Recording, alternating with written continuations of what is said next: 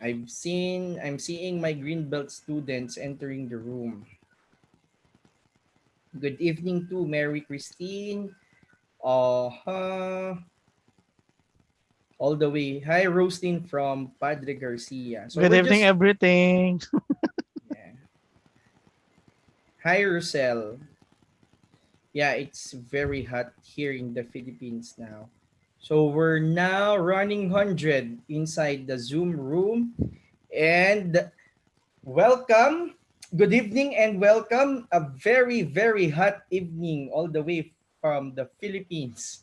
So we're now here again with another learning session brought to us by Aslex Page Academy in partnership with IXL CIE Review and Training Center and Pinoy IAs. This is Alpha TV. And for tonight, we will be having the topic how to drive a culture of innovation. I think this will be the first time. This will be the first time that we will be having a speaker, a STEAM speaker, and an author, and someone who is very into quality or she practices quality in terms of, I will guess, in terms of both professional and personal life. And this is the first time that we will be hosting a foreign speaker. And this is the start of Alpha TV covering or engaging with foreign speakers. Without further ado, our esteemed speaker for tonight with the topic how to drive a culture of innovation, Luciana Paulise, or we can call her Lou. Hi, Lou. Hi, how are you doing today? It's, as mentioned, it's very Can you hear hot. me? Yeah. It's very hot in the Philippines. We're talking about earlier. We're talking about originally you're from Argentina, but you're now at Texas, right? Yes, Yeah. correct. Like, and right now in Argentina it's cold, but in Texas it's hot too.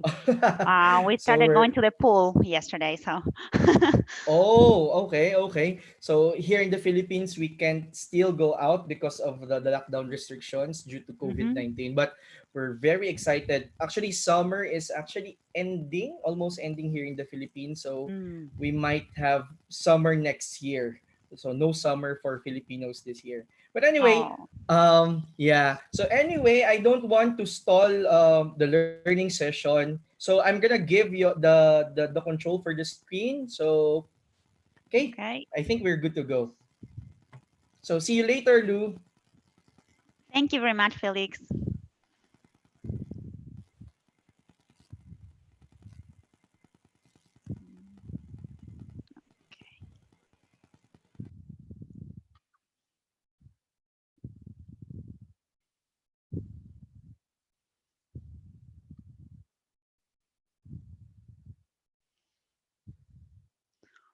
Okay, so can you see the screen? Yes, we can see the screen. Okay, okay, wonderful. Well, thank you very much, everyone, for being here today. So please feel free to, if you have some comments, I may ask some questions during the session, so please feel free to make those comments. Or if you have specific questions, we can leave them for the end. All right. So, well, as you know, we're all in these COVID-19 crazy times, and I think that innovation is very important today. It's something that can help us go through all these crises. As you can see in the next picture, let me see if we can see it. Innovation, is no longer a desire. Um, it's something that we need to focus on if we want our company or if we want our lives to survive. As Felix said, for me, quality is not about just something that you use for work, but it's something that you use every day, every time in your life, everywhere you are. Actually, today with the COVID-19 crisis, we all had to quickly adapt to a new normal. And many non-engineers, like the ones in the pictures, just jumped up providing solutions for the healthcare industry. things that been there forever, like these surgical masks, and they never thought about different ways of doing them, right? And you figure out, I don't know if you saw the pictures of some nurses having here, you know, very hurting, having everything hurt because of the mask, and then behind the ears. And a lot of people jump up to try to find out solutions for that. So it's really incredible how innovation, how creativity can come from anywhere in the company too. It's not only that, like the owners, like if you imagine Apple, you have Steve Jobs developing all the ideas. Well, that's not how it works. It can work from any type of employee working in the company. So that's why we're talking about culture of innovation, how to working on that. So there's this another picture. You know how this was my birthday actually. It was in April, and yes, I had to celebrate with my family online. It was weird, the part of the cake. I had to eat it myself with my family, but yes, you know, this is something, again, another Zoom or this type of tools that maybe you as business people or students, you already use this a lot, but a lot of family members maybe were never ever uh, using this type of things to communicate with anyone. There, for them, it was just the face-to-face communication. And then we need to learn to use Zoom for the day-to-day, right? It was funny because it was my brother's birthday was on March 16, which is when actually all this started, at least here in the US. I was planning to travel to UK to see him, and I couldn't. And it just, you know, was thinking, how can we meet? How can we meet with the whole family? I have my parents in Argentina, me in the US, he in the UK, and I said, well, let's use WhatsApp, you know, and we just do a meeting all together. And well, we never did that in the past. So yes, we innovation means also using the same things that you use every day for something. You can use it for something else. So that's about creativity and trying to take advantage of ideas that you have in the past or that are really current and use it for something else. So that means that innovation is really part of your day to day. Probably you already realized with all these crises that one of the competencies of the future will indeed be creativity, so that you are able to solve new problems in new and effective ways. The good news is that creativity is not a genetic trait. It can be nurtured through little daily habits that we all can acquire every day. Like if you experiment, if you ask questions, if you observe, if you do networking, could be online or could be virtual, but all these things are triggering in your head new ideas that you can use for, again, for work or for home, to improve anything in your life. And there are companies that actually depend on innovation and make it part of their day to day. These are behaviors that need to be trained in this company so that everyone in this company is focusing on innovating. And the good thing is, again, as it's not something that is not genetic, it's not something that comes with you when you were born. You can develop through time. So companies can develop all these habits in the employees, can train them so that they can become more innovative. So we're going to talk about this. So I'm going to show you a picture, and let me, I don't know if you understand what this means. Try to describe what you see. Maybe if you can if you have any comments on what you think this is, please write in the chat box. Maybe Felix, if you see something in the chat box, let me know. Sure, sure. Any ideas Uh, at all? Hmm. Yes, so it's difficult, very difficult to figure out what this is. So this is a bike that is for 5 people. So this bike was found in Google headquarters. So they designed this bicycle so that their employees can go outside and have meetings in the outside world, not just in a typical room. For them, the environment, the context is crucial for innovation. So yes, this was me when I visited Google headquarters. The ASQ Latin America organized a visit. I was able to attend. So this you will see a lot of examples about Google in this session today. This is something else. What else do you see here? This is a document that tells you how to optimize task sizing when you are doing software development. And do you know where I found this? Yes, it's weird, but yes, I found it in a restroom in Google. So what they do is they find different ways to communicate you, to tell you, hey, you need to innovate. So this type of documents was just posted on the wall in the restroom, so whenever you were there, you were able to entertain yourself, for example. So this gives you an idea of what's the culture, what do they want you to do, how they want you to behave, to communicate, to think. So that's why Google become one of the most innovative companies. In 2019, it was named as the most innovative company according to the Boston Consulting Group. So really, what they discover is that innovation, to be effective, has to be also discipline. So they find out there are several ways that they can promote this within the company, and you can do that as well. The reality is that you cannot dictate innovation. So you can have processes for following, quality procedures, but there's it's very difficult that you really can tell someone, hey, this is your book, and from now on you start innovating because you've read the procedure. So it's not like that. You cannot dictate that. You cannot, in the same way you cannot dictate happiness, you cannot dictate innovation.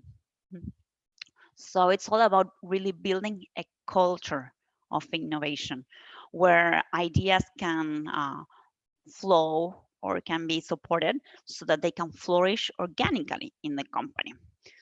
Managers really, and probably this is your experience, at least is mine in working for different companies, managers really want you to have good ideas, but probably they will not do anything with them. Sometimes our ideas are stuck somewhere and never get to the right hands. Usually employees, and I've seen this in all the companies I've worked for, they have lots, tons of ideas. And especially now, millennials and the new generations, you are super smart and you also want to share what you know. You want to share the ideas that you have, but it's very difficult for you to share that with someone that will really use those ideas.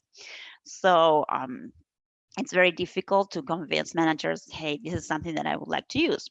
Usually employees have these great ideas on how to maybe use different tools or how to create different processes, how to improve customer service. And they mention to the manager, and what happens next? Well, there are no processes to capture all these ideas. Middle managers are afraid to take a risk. We're going to talk about risk later on. So they don't want to be seen as weaker because you had the idea, not me. So even they still maybe they steal the idea from you, or they just not present it because they don't want to take the risk again. So this is something that it's very important. How can we make use of these great ideas? What happens if the company is not promoting ideas, and on top of that is whatever ideas you already have, even if the context is not helping you to bring these ideas, they are just trying to say, hey, please shut up, don't do anything extra, just be okay where you are. What happens now is that employees are not engaged at work. As I was saying, especially millennials and the new generations, Gen Zs, everyone that was born after 1980, they are very innovative, but they are also willing to communicate those ideas. Gen Xers, the ones before 1980 and the and the previous generations, baby boomers, for example, they were not keen of sharing the ideas that they have, but the new generations want.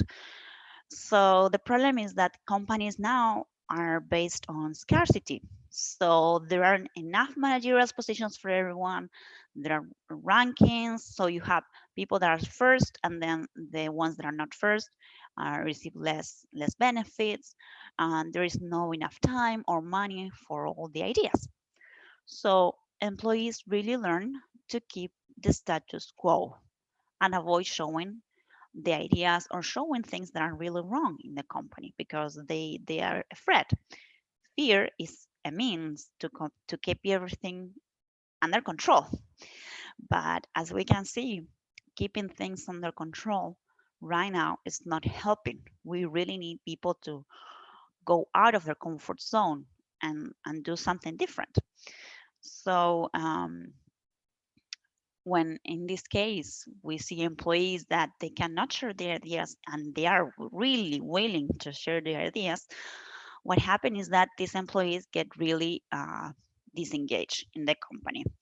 And this represents like $30 billion per year only in the US. Maybe you can find out in the Philippines because of uh, millennials and the new generations quit and move to other jobs looking for companies that can help them develop the ideas that they have. So there are many things that you can do with ideas. You can see ideas and problems as something that is bad, or you can see them as opportunities. And this is what Alphabet and Google discovered, that ideas are great and we need to promote them. That's why, for example, Alphabet, which is the Google's parent company, hit the $1 trillion market cap for the first time last year. So as we were talking about Google, we can depend on one smart guy or two smart guy, for example. In the case of Google, we have the two founders, or we can build innovation into the culture so that we help everyone become innovative. So strategy is what the company wants to do. Marketing is what the company say that they will do, but culture is what really the company does. So culture, not a strategy or marketing, is what will drive innovation in the long term. And well, as Aristotle says, and as you can see this in the phrase, the whole is greater than the sum of the parts. So for a company to become really innovative, we need everyone to work at the highest potential and to work together. That's how the whole will be greater than the parts.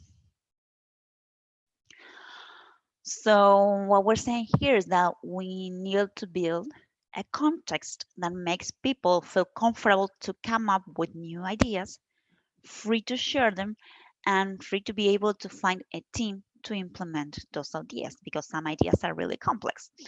So it was found that the team structure, such as the context, the team leading coaching, and how the teams are formed, together with the shared beliefs, are uh, are the outcomes, are what makes a team successful or not.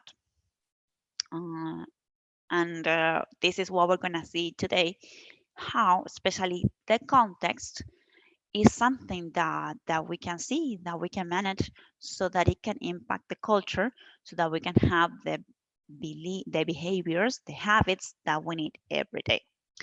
So what is culture? We're talking about culture of innovation, right? So culture are really the behaviors and the habits that the company value and respect and that help them make decisions every day. So culture are maybe things that employees don't even think about. They just do things in a certain way. And you can drive that. You can with the context, with how you reward the employees, how you organize the workplace, you can help them have the behaviors you expect and repeat those behaviors so that they become habits. So again, you can have the behavior of raising your hand when you have an idea or not.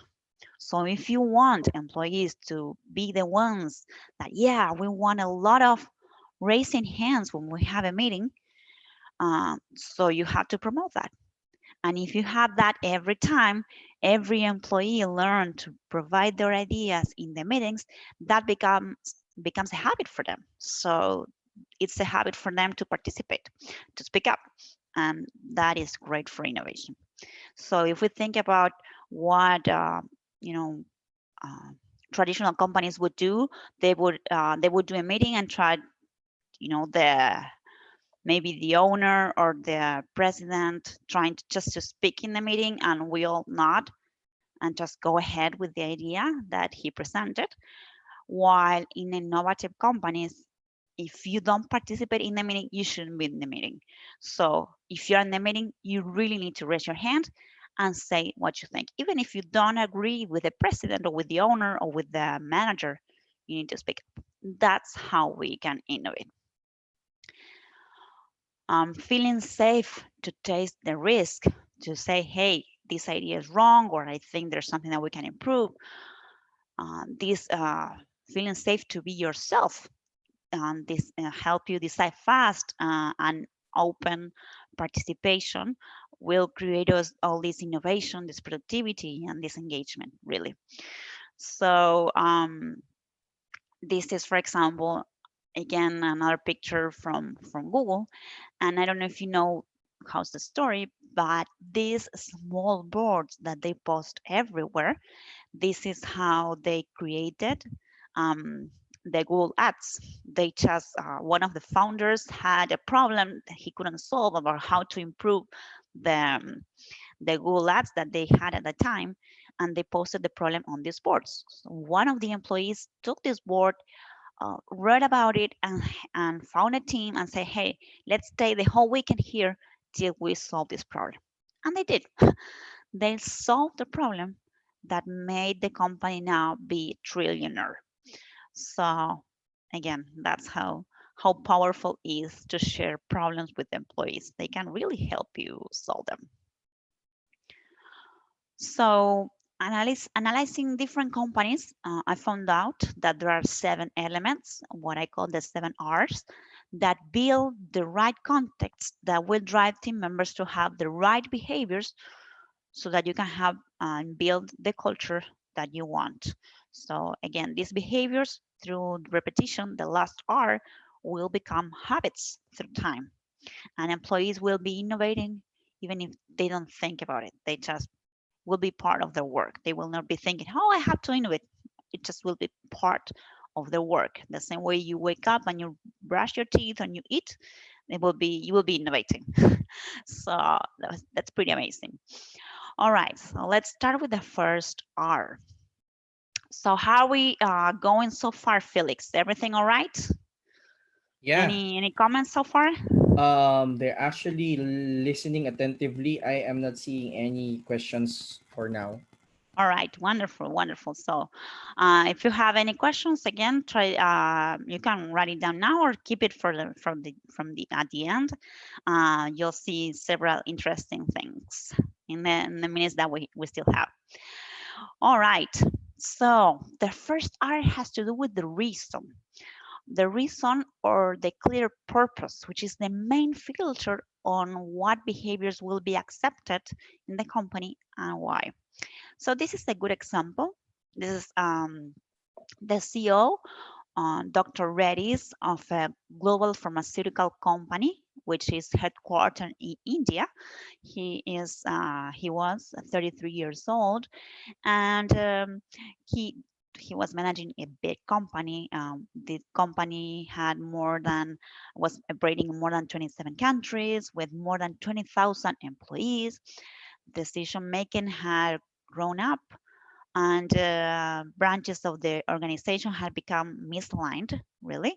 Over the years, there were lots of procedures, like every company that starts growing, at the very beginning, you can control it, but through time, You have to build procedures so that you can standardize all the processes that you need to be done across the different companies. But of course, there are many good reasons to have those procedures. But the problem is that those procedures has slowed down a lot the company. So in the past, bureaucracy was good, but through time you realize that it doesn't help innovation. Um, and you can see this with the vaccines that people are trying to develop for COVID-19. Everyone say, well, we want the vaccine now. But the doctors say, well, no, we need to wait a year and a half so that this vaccine is developed. And usually a year and a half for a vaccine is super quick. They usually take like 5 years. So that's how you see that procedures. And the reason why they take so long is not because the idea is not there. They already know how to do it, but they need to test it. They have different procedures so that they don't get sued for the results of the vaccine. So this is what happened in all the healthcare companies. But there may be things that they can change. So this young CEO thought, okay, I would really would like this company to have a culture of innovative people. I would like to have a patient-centered culture. So he said, okay, why don't we develop a new purpose for the company that help us direct our efforts to having that innovation mindset? So they work with their team. They thought about the needs of everyone who was working for the company. They thought about the shop floor workers, the scientists, external partners, even investors, the patients, and they come up with a purpose, which is good health can wait. So, as you heard well, they didn't define the purpose just, it was not the owner or the CEO defining the purpose, but they invited everyone being part of the company to think about that. And that's great because you have a multidisciplinary team, you have different mindsets, and that helped to create a purpose that was good for everyone. Sorry, and everyone was feeling comfortable with this. And what they did with this purpose, they didn't just post it on motivational posters on the wall. Really, the leadership team began to use it to start guiding their own decisions. So they built two innovation studios in India. And as an example, after this purpose was defined, good health can't wait. One of the scientists developed a product in 15 days. 15 days, imagine just 2 weeks. Something that in the healthcare industry nobody talks about. Again, uh, something can take years and years, and they develop something in 15 days. So when you have a clear purpose, it helps everyone in the company to understand what you need, and they can make decisions on their own much better.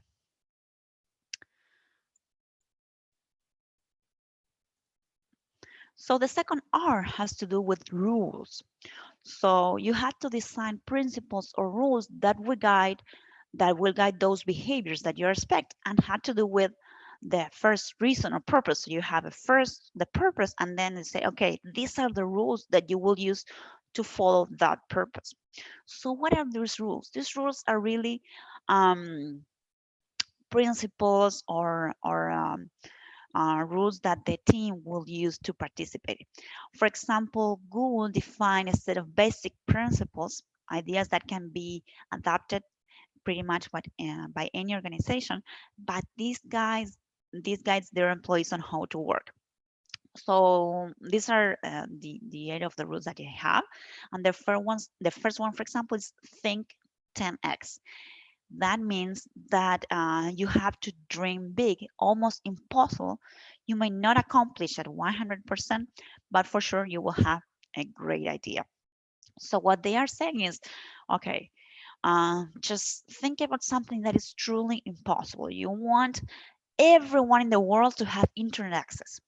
And that's the way they thought. If you just they just thought small, they would have internet access only in the US, for example. And they said, We want internet everywhere. So they even had um, these air balloons having internet so that even remote cities could have access to internet and could have access to Google. So the other thing that is important to them is to focus on the user. So they want their employees, everyone in Google needs to focus on satisfying the user, not the customer. So if you know how Google works, so probably you're Googling something, you're looking for something, and you're not paying for anything that you use. Probably you use Gmail and you don't pay for it. Someone else is paying for that, right? That's the advertisers, the people who is paying for the Google ads. So that is the customer for Google, but the user is you, and Google wants you to be happy. If you're happy, they know that the customer who is paying will be happy too. So that's why what they focus on. They focus on um, that you can find your results faster. Then the other thing that is important for them is fail fast and learn.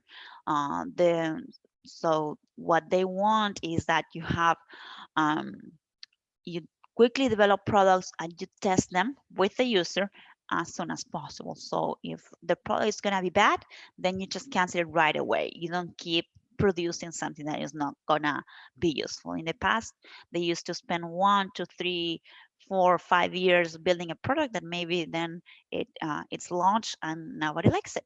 So now how developers work, they just say, just launch whatever you have, test it, and then you keep improving it. For example, right now I'm working on an app that I will tell you about it later on at the end. And this app is for you to be able to access to a lot of material that I produce. So the developers told me, okay, we have the basic features. Let's just launch it now and see how it works.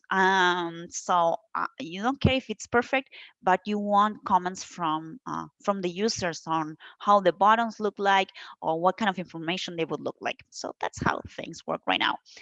That takes us to the next rule, which is share everything you can.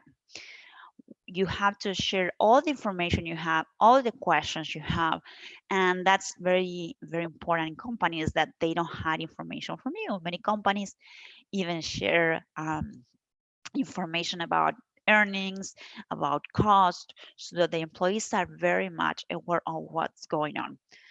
And again, if you want to satisfy the user, you need to have as much information possible from the user.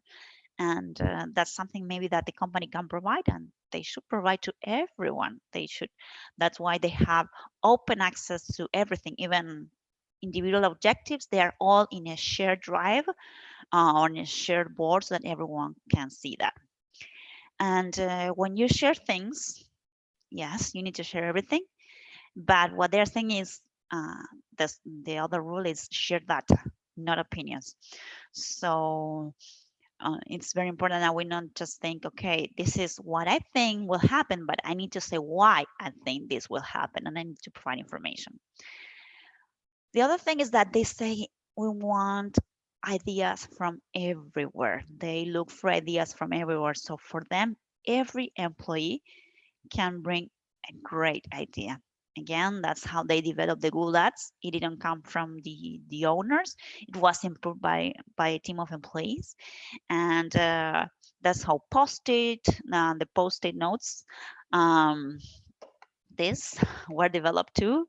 It was an error from an employee and a team of employees, and it came up with a great idea to post things on the wall or on whiteboards.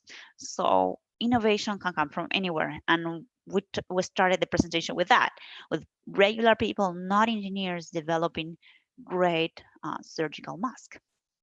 So look for ideas everywhere you are. And the last two rules have to do with hiring the right people.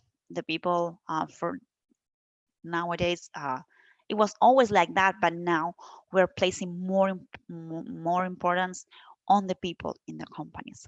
So if you want a company to be innovative, you have to train the people in your company to be innovative, and you have to hire people that are more prone to that. And the last rule, the 7-20-10 rule. And this has to do with help people to be free to innovate. Basically, 70% of the work of everyone in Google is for, their basic work is like if you're an accountant, okay, 70% of your work will be accounting. But then you will have 20% for projects that maybe are not that much aligned to what you're doing, maybe something kind of different, maybe accounting for a different department or a different country that you didn't think about. And 10% would be for something super new, super different, that maybe it's not even aligned to the purpose of the company. Uh, but it has to be something that is super innovative. So what they're trying to say is, if you have one day, if you work 5 days a week, at least one of your days in the week will be for projects that you will choose, that you would like to work on. I would love that they are connected to the purpose of the company. If not, well, maybe it's something that in the end will be connected to that. But this helps employees to say, hey, I can be also an entrepreneur even working for the company. And that engages a lot the employees because they have ideas and they can work on them. So they are not the only ones that have principles. I also visit Zappos in Vegas. Zappos is a shoe company that now it's part of Amazon. And they also build 10 rules, which are really different to the ones in Google, but some are similar. For example, you also have focusing on the customer. You have be humble, be passionate, do more with less. Deliver well through service. So for them, service is truly important. And these 10 rules were also defined with the employees. So when they realized that the company was growing and they were hiring a lot of employees and they were not aligned with the ideas of them of the original founders. So they said, okay, we need rules to help people work the way we want. And that's how they ask the employees, hey, what do you think are the rules that help you work in your way? And they came up with these 10 ideas. So we have the reason, we have the rules, and then we need routines to help these rules become habits. The routines are truly important. So you may have a routine of using post-its that we mentioned before, quite a lot, like this picture, or the company can help you with the routine to use post-its in a different way.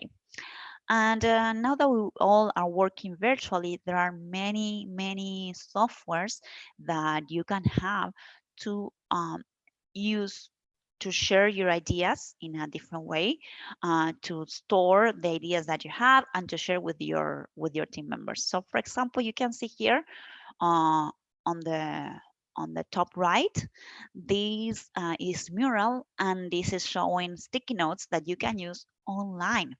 So you can have a meeting and use Mural to be able to share ideas and post your ideas on the virtual wall.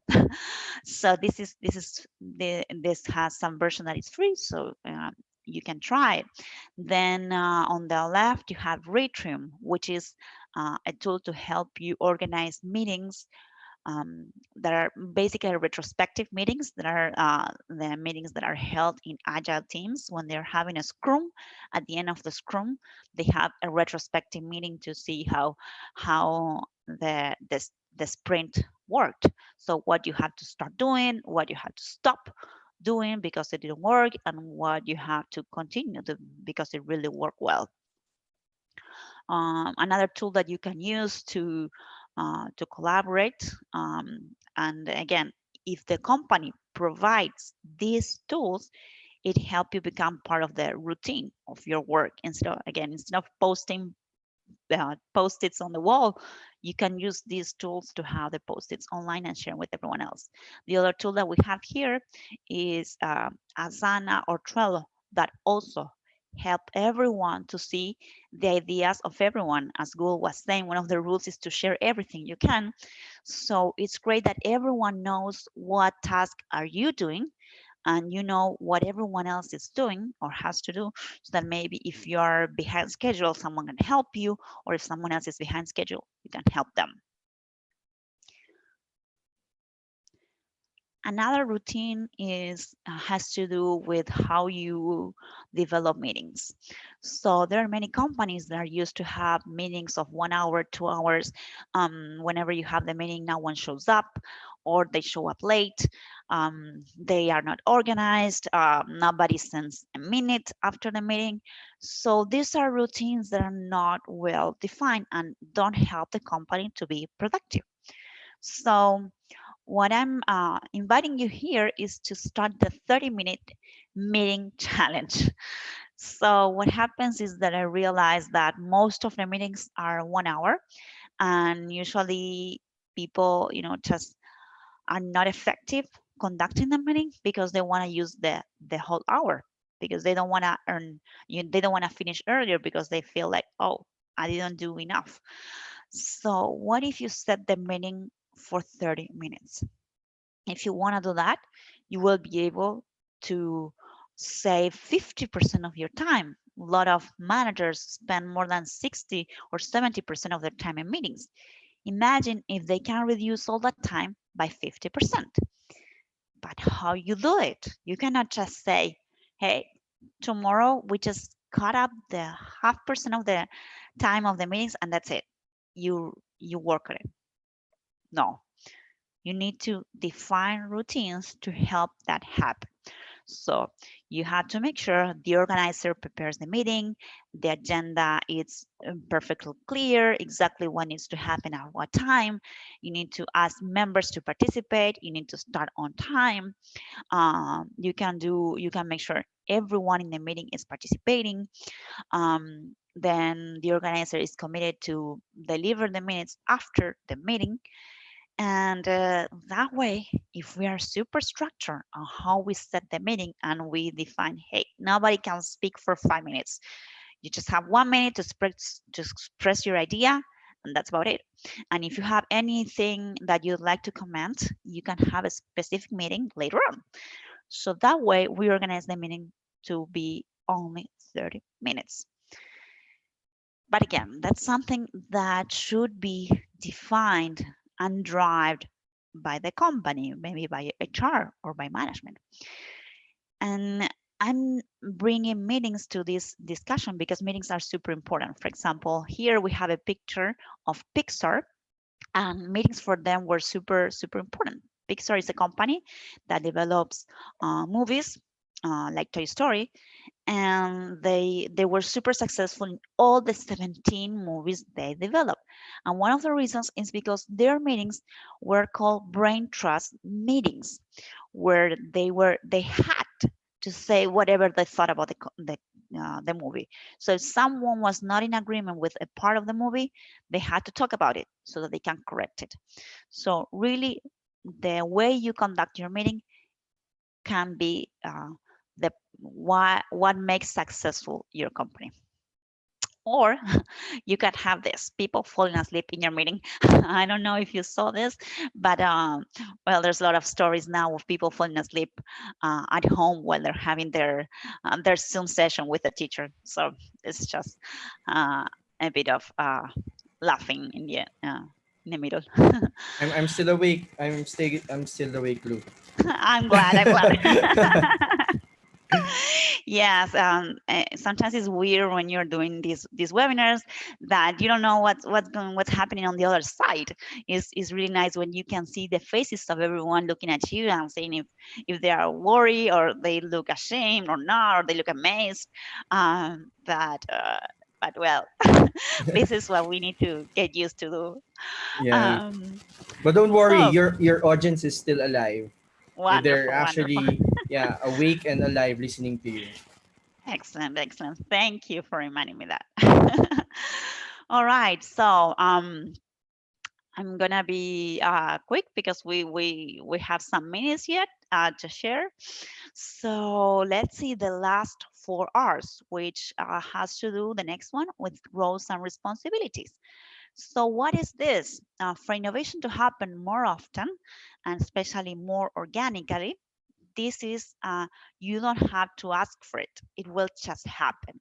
So you need everyone to be innovative. And this is not easy. If you're used to follow instructions to work, you will not provide ideas for improvement. So what I've seen is that the most innovative companies are the ones where the teams are self-organized. So like companies that do agile, for example, they are self-organized teams. And what does it mean? Self-organized teams are usually small, from 7 to 12 people, no more than that. They are very transparent. As we talked about information, everything is shared. They are autonomous. So that means that they can make decisions on their own. So that means they are quick decision makers. Another very important thing is that they are cross-functional. So you have different functions in the same team. That means that you don't have teams are not all accounting, all marketing, or development. No, we have a team where we have one developer, one manager, one sales, one marketing. And even though we may have managers, managers are not the only ones that make decisions. Everyone can make decisions. So that make them self-organizing. So everyone know what's to do, they know how to do it, and they work on that. And the other important thing is that they are very disciplined. So if we agree to do something, that's what we do. So again, innovation is not just about doing anything the way I want, but also about following the rules that the company defined. So following the rules, it doesn't mean that you don't have to be innovative. They are not two things that are not compatible. Actually, there are different ways that you can innovate in a disciplined way. For example, design thinking. That's a method to innovate, and it's a superstructure. So what does it mean? That everyone's responsibility is to innovate. And still, you can have ways to share responsibilities in a project. So let's say you had an idea and you need to develop something, you still need to have responsibilities very clear. And again, another tool here that you can use to share responsibilities online is Trello, where you can have, these pictures show who is the responsible. It's only one person per task, but it's truly important that you have responsibilities and roles very clear to be able to innovate in a disciplined way. Then we have results and rewards, which is very important. In Google, for example, they have what they call OKRs, which is they have a clear objective for a project, and then they have key results, 3 or 5 very well-defined metrics with targets that they want employees to achieve. So they have OKRs for every employee. So rewards are, so the way you measure results is really important. Some companies use gamification to measure the results of the employees. In this case, this is another tool that you can use, which is called Gamifica, which is a combination of challenges, scoring system, badges, rankings, and mechanics of competition that is leading in some companies to reduce absenteeism, because this in a challenging way, in a game way, they tell you, hey, it's important that you innovate or that you provide new ideas or whatever you need employees to do. So you have to find ways to measure what the employee is doing and reward him for the right behaviors. Mm, Another R has to do with a risk-taking approach. We talked about that throughout the presentation. And this is about taking risk.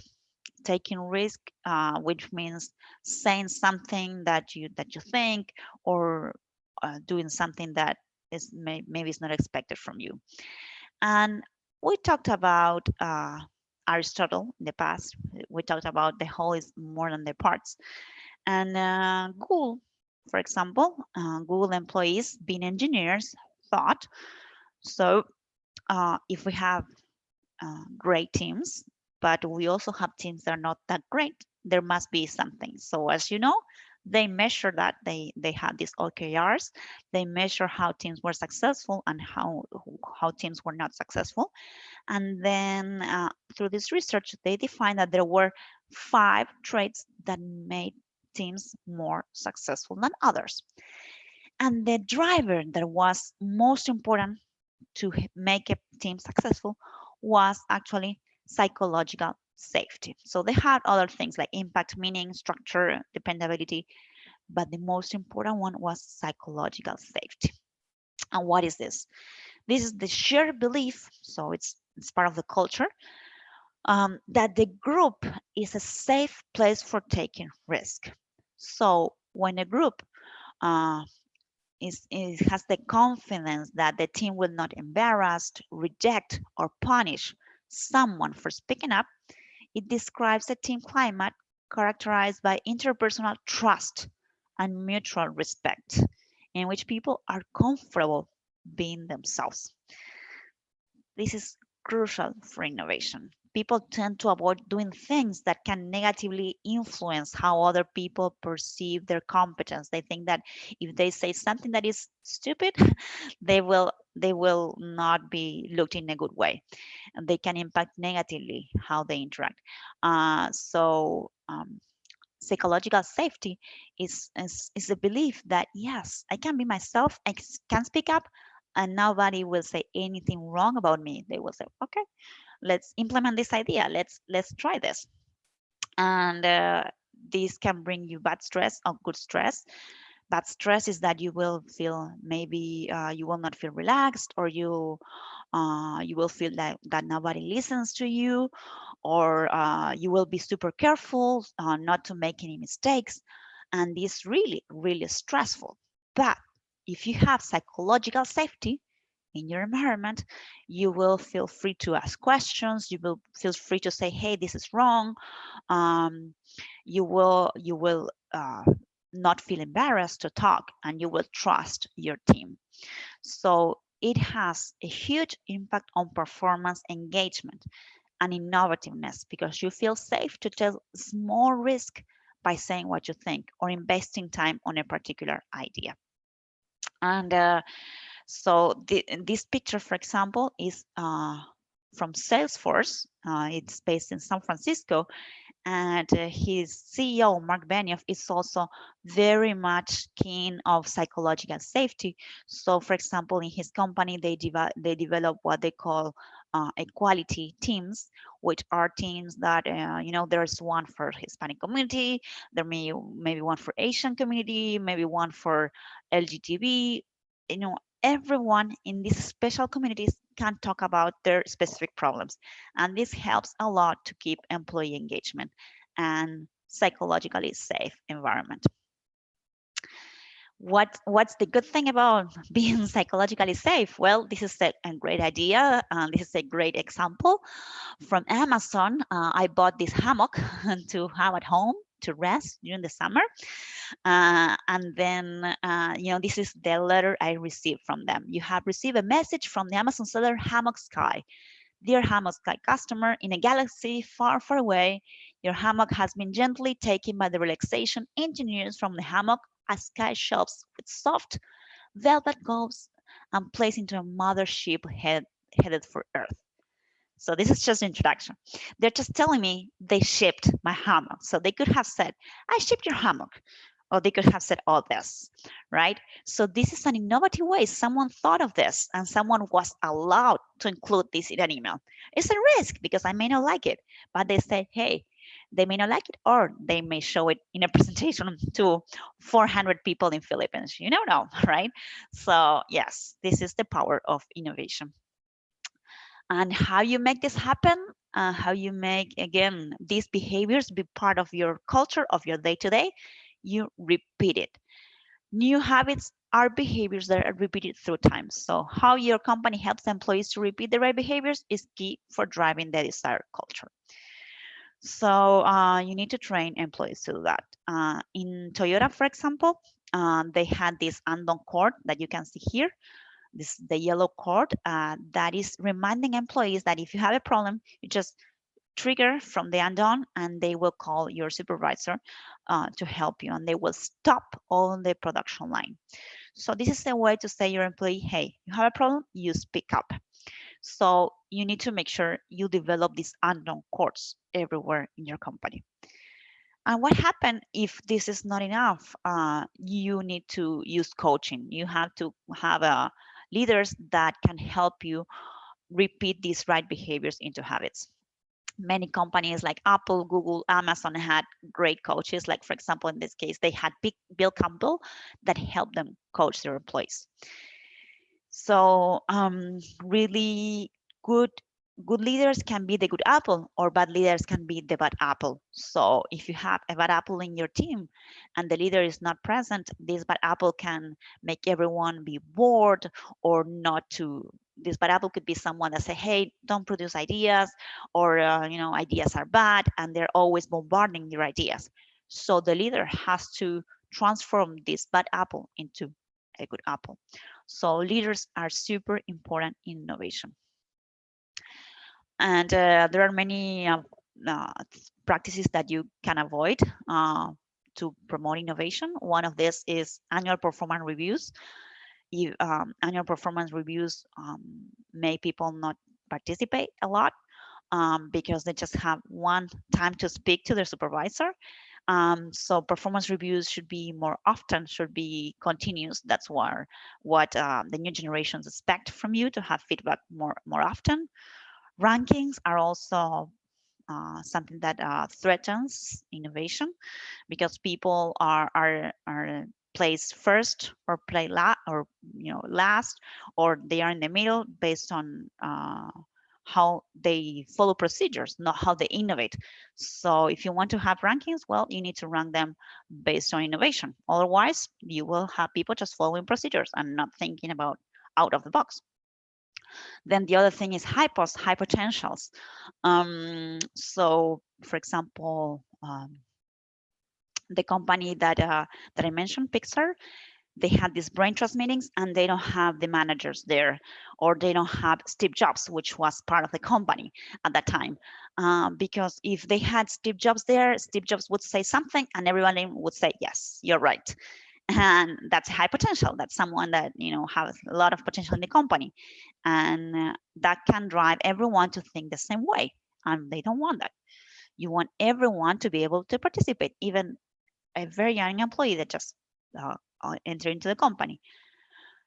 Why? Because the last thing, you don't want judging, assuming, or blaming.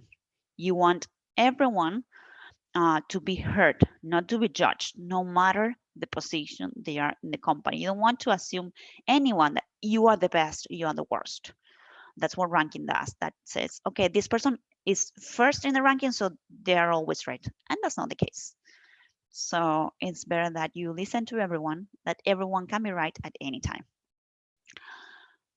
So, how do you rate your company in innovativeness based on all this we talked about?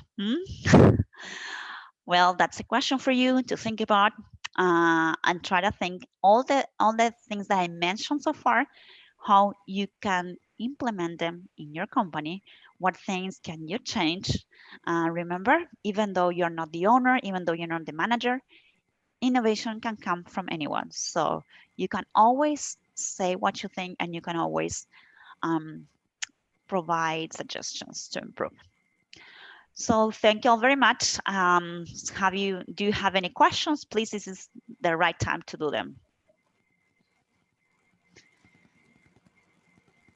Hi, Lou. So yeah, Hi. that was an hour full of learning. I guess, and I will bet that your listeners, your Filipino listeners, we also have listeners coming from out of the Philippines, coming from other parts of the world. So we have international participants also. So thank you for that. Wonderful. Yeah, thank you for that 1 hour. So this is the first time that this is the most quiet session so far in terms of chat box noise. Maybe they are very into your topic about innovation, and it's like we're actually listening to a masterclass about innovation. So we're very grateful about this. S- Wonderful. Thank you. yeah, and Lou here agreed to answer some of our questions. So if you have any questions, what questions do you have? So we can ask Lou about her thoughts about your questions. So we can accept questions via our YouTube live feed. We have 110 people at our YouTube channel watching, and we have 100 here at Zoom. So Wonderful. yeah, yeah, we So this is very important. Questions are very important, as I mentioned all throughout the presentation. Feel free to ask whatever you think that may be something that I didn't think about, or maybe something that we can go deep. Um, Questions are the treasure of innovation. It was, why is this way? Why is this happening? Why this is not happening the other way? Why these mm-hmm. surgical masks are made this way and they are not built in a different way, right? Yes, So it's all about helping the employees to ask themselves how yes, things could be. yeah. Hey Lou, we have now questions on queue. This one is from an anonymous attendee. Okay. What if the manager always yells at the Mhm. employees, and if there are suggestion or ideas that employees are raising, they just turn it down and tells them that they are useless ideas? Mhm.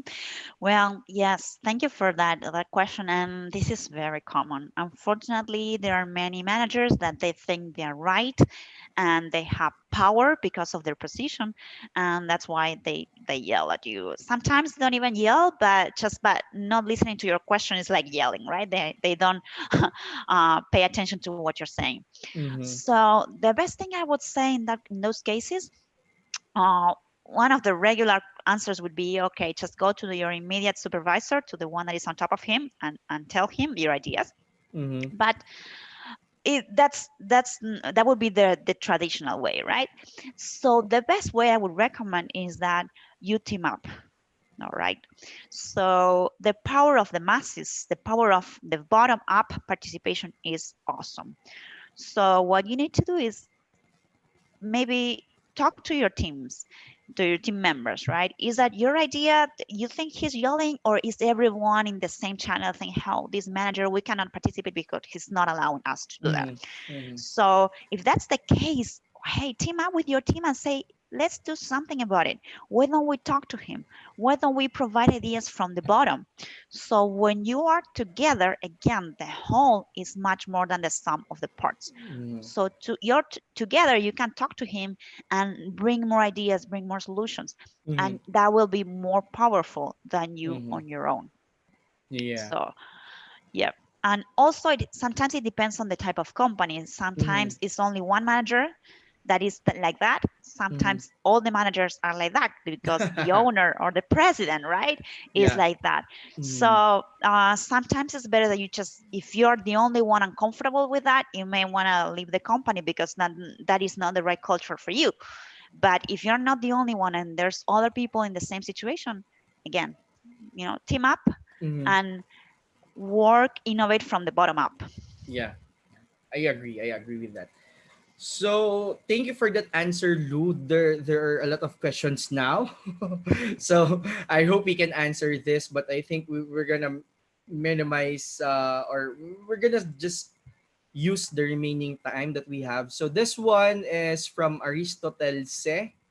Mhm. Any suggestions on how we can secure psychological safety and encourage to innovate in this time of crisis?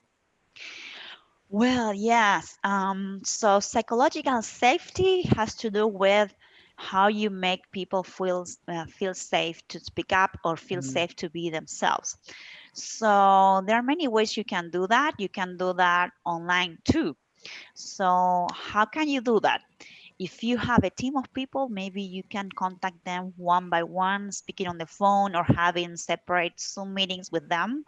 Just try to figure out, hey, how are you feeling, how are you doing, what are your concerns.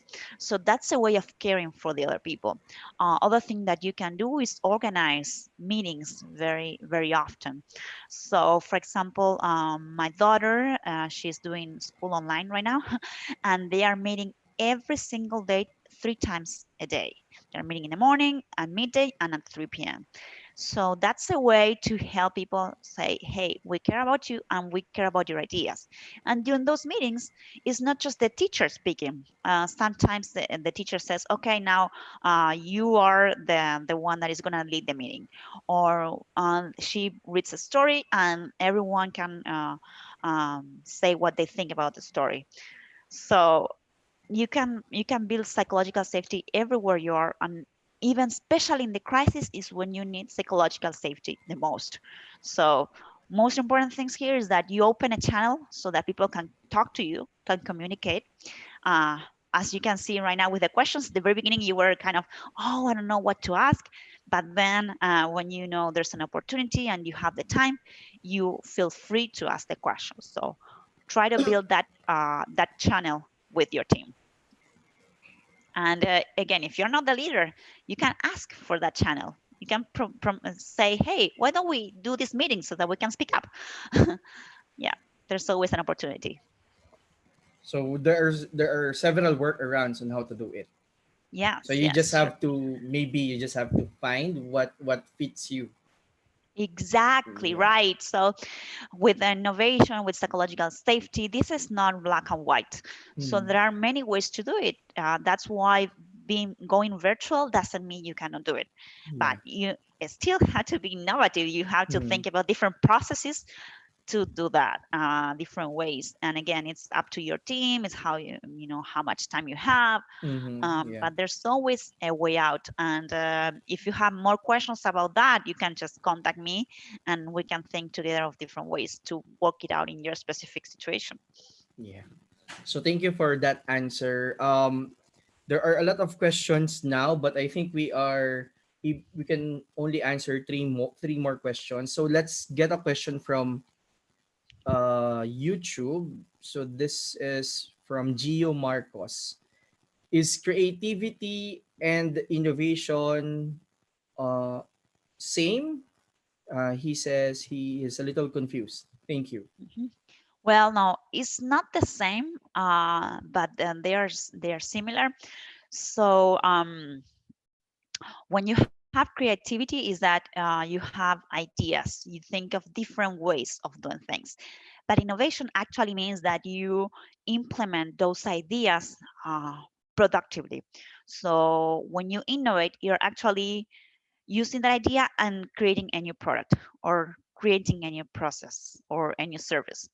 So you have to promote both. So you have to promote creativity, and that's maybe doing brainstorming sessions, or building new channels to communicate, or sharing information. But that's not enough. So you need to build a disciplined process so that you can make that creativity become innovation, so that you really build a product or a process out of that. So that's why we were talking about responsibilities, we were talking about Mm. agile teams, we were talking Yeah. about sprints. Those are ways, or design thinking, for example, those are ways so that you can standardize how you can use creativity to build something that works. Yeah, I agree because just a segue. In my book Creativity Tools, I actually differentiate it as creativity is the process of generating ideas, while innovation is the process of making those ideas happen. So I think, Wonderful. yeah. So if I'm gonna promote my book. This is actually Please. available at Amazon Great. Kindle. Yeah, it's available at Amazon Kindle. But anyway, this is not my time. I just had the idea of mentioning it. So These are thank you. tools are, to share. Excellent. Yeah. So thank you. I hope Gio Marcos had received the answer he is expecting from Lou. Next is another question from YouTube. Can an employee manage a non-innovative leader and create an innovative culture? Well, again, I tend to agree that yes. So, um, in the past or in traditional companies, the structure would be a pyramid, right? Where all the information would come from top down. So all the ones that can have ideas that can bring problems or can bring solutions are the one on top. Now we're expecting companies to change that, and instead of becoming a pyramid, will be more uh, like a diamond, right? Where everyone is participating, where everyone is providing ideas. In a diamond, you need all the parts to be shiny, to be clean, so that diamond shines uh, uh, as itself, as a whole, right? So that's the way we think now. That means that you, as an employee, even if you are the newest employee in the company, you should be able to bring those ideas. And there are lots of teams that are self-organized. That means that no matter, there's no ranking in the team. There's no one that is better than the other. Everyone can lead. So I don't know how's your company. Could be very traditional, very pyramidal, and that will make it more difficult for you to propose ideas for your manager, but you can still try. You can still try and see what happens. Again, if you team up with other people, that would help you get more power to bring those ideas to life. But again, right now, companies are turning a lot, so maybe your company is not that structured. And yes, you don't be scared. Remember that ideas are good for the company. You can have that great idea that will make the company be trillionaire. So don't be afraid. Even everywhere you are, you can do that. All you have to do to manage your manager, right? As you said, is to be respectful. If you are respectful and show the data, remember that we talked about that with Google. Show not just your idea, but hey, this is how we can implement it. This is the resources that we need. This is the time that we need. And I have this team of people with experience to make this happen. Hey, why not? You have all the resources that you need. You have your idea very clear. You have all the process defined. So propose it. Okay. But if you're just going to try with an idea with no data, no information, no team, yeah, probably you will not be able to succeed. Not even in Google.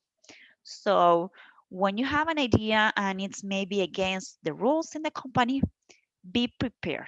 That's the most important thing I can tell you. Be prepared with a lot of information, research well, so that your idea is more powerful. Is that Wow. clear, Felix? Yeah, wow. That was a full of advice coming from you, Luke. So I think you managed to touch about having fears, and there's a question related to that. All right. Let me find that. Wait. Yeah. This is in relation to the phrase "feel safe to take risk." So Mhm. the question is, what do we do with the fear we have from taking risk? Right. So one of the main reasons why you are afraid to take risk is because you are afraid of what may happen after you take the risk, right? So what you have to do is reduce that risk. So there are many ways to reduce it. Yeah, it also depends on the type of risk. So, for example, if you're afraid to talk just because your team members will laugh at you and you don't want that, they don't want you to say, "Oh, no, another idea from Joe. We don't want to hear from him."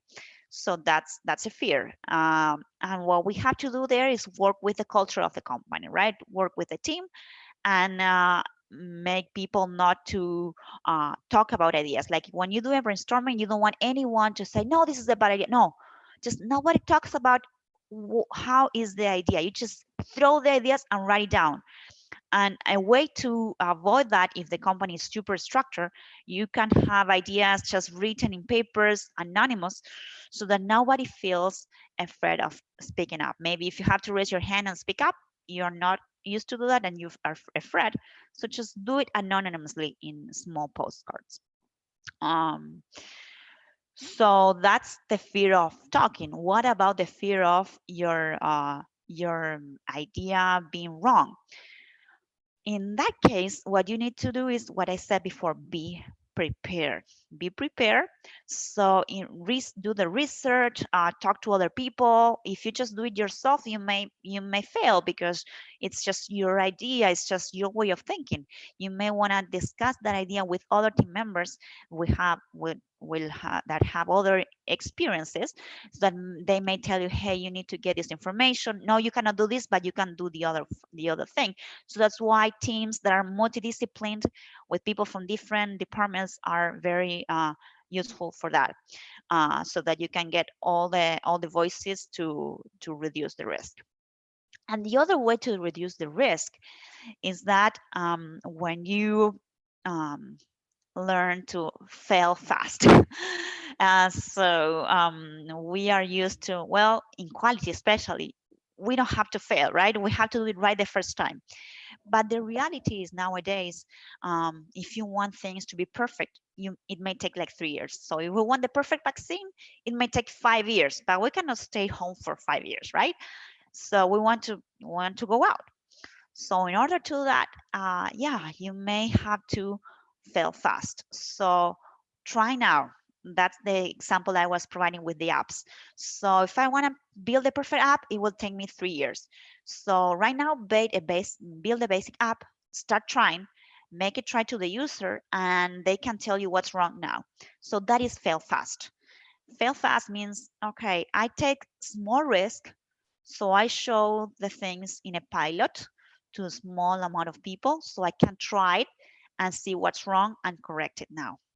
Okay, so those are different ways of reducing the risk so that you don't feel that much fear.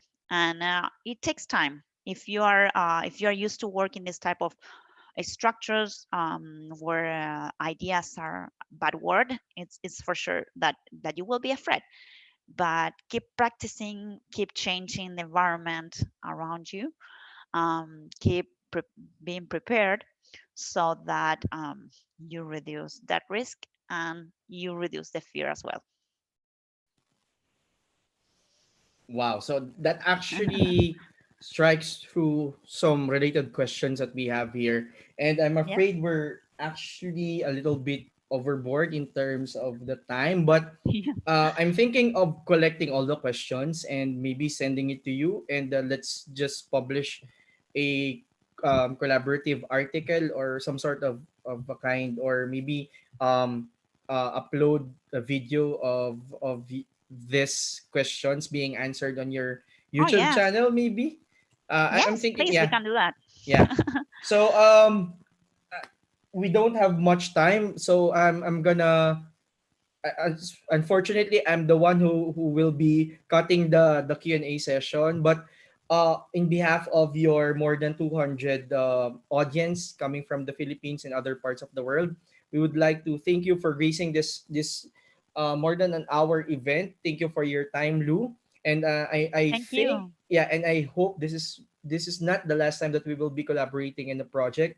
Maybe we can launch a masterclass in innovation. I don't know. Let's talk after this call. This is the first time that Lou and I have met in person virtually. So yeah. Please follow Lou on the links provided on her slide. So you can follow biztorming.com, and Mhm. on social media accounts like Facebook, Twitter, and Instagram. Yeah, and If you also LinkedIn. That's how Yeah, you on contacted LinkedIn. me. Yes. Yes. I just figured out that we were connected via message, but not actually as a connection. So I just added you earlier. So Awesome. Yes. that's a And bit. if you're, I don't know if you're ASQ members, but if you're ASQ members right now, you can also access to the platform great.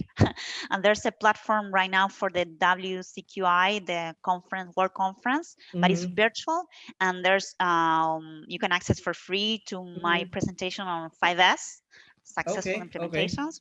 So that's also available for you. And again, Instagram, YouTube, or also I have a podcast, Lupolis, and that where you can find a lot of information. And I will upload if this webinar there if it's Yeah. possible.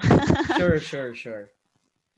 Thank you very much. Thank I you. really Thank you. enjoyed the class and all the Thank you, questions, Lou. Thank and you, Lou. we'll gather all those questions that they are Yeah, all we will. answered. Okay. Bye. I'm just Bye I'll be bye. having some announcement for the audience. But you can actually leave the session. All right. Have a Bye. good night, right? Thank you. You too. You too. Keep safe. Keep Thank- safe. Bye bye. Bye.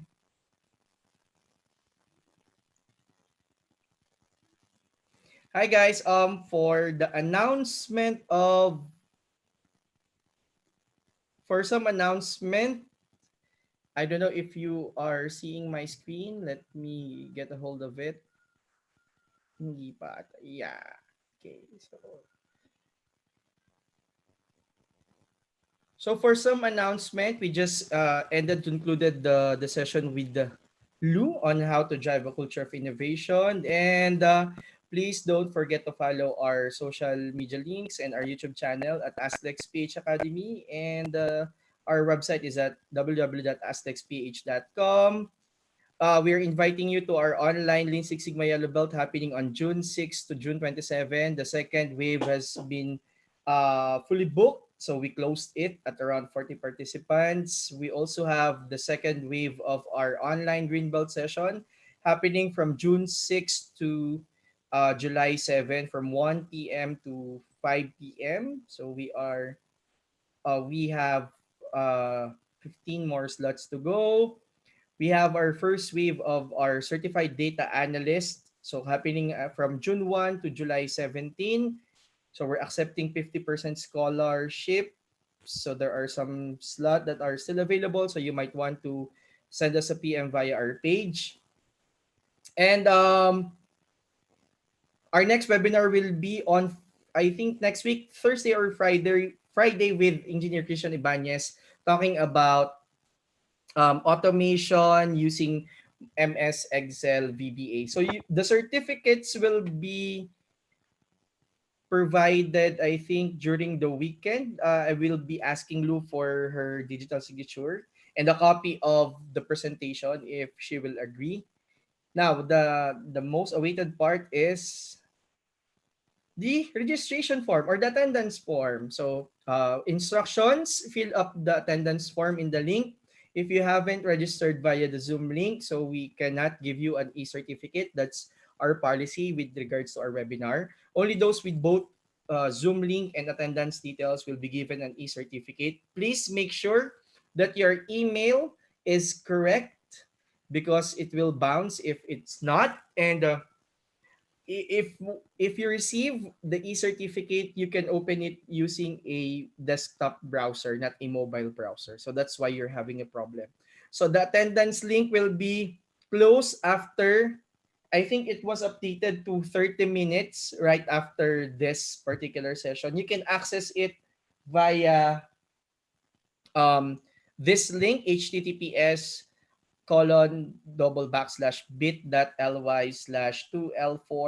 https://bit.ly/2L4PRF4. So I'm gonna copy this here. So I'm gonna stop sharing.